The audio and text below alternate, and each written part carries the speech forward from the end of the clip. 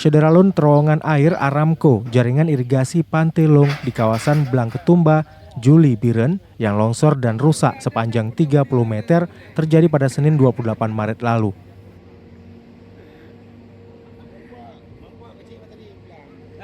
Perbaikan sudah dilakukan sejak awal April dengan menggali kawasan tersebut untuk melihat kondisi Aramco yang ditanam untuk distribusi air ke sawah.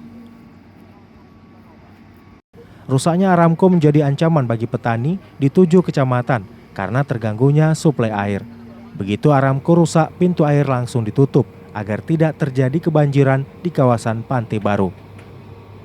Hancurnya Aramco akan menyebabkan 6.050 hektar sawah di 7 kecamatan terancam kekeringan.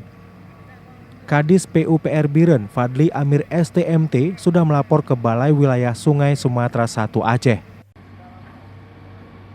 Kerusakan tersebut karena faktor usia Aramco sudah mencapai 30 tahun, sehingga material mengalami pelapukan, sedangkan beban tanah di atasnya cukup berat mencapai sekitar 4 meter, sehingga daya tahannya sudah tidak mampu menahan beban hingga menyebabkan amblas.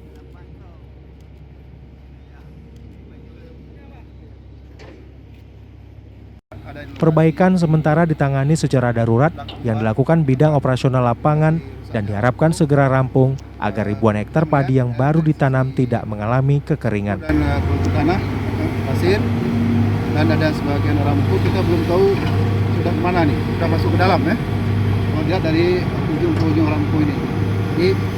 Sejumlah alat berat kembali menggali timbunan Aramco sejak 4 hari lalu.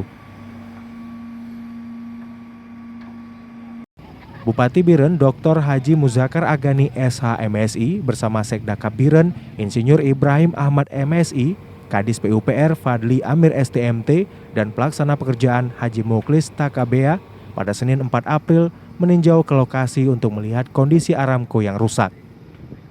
Dari Biren, Yusmandin Idris, Serambi On TV.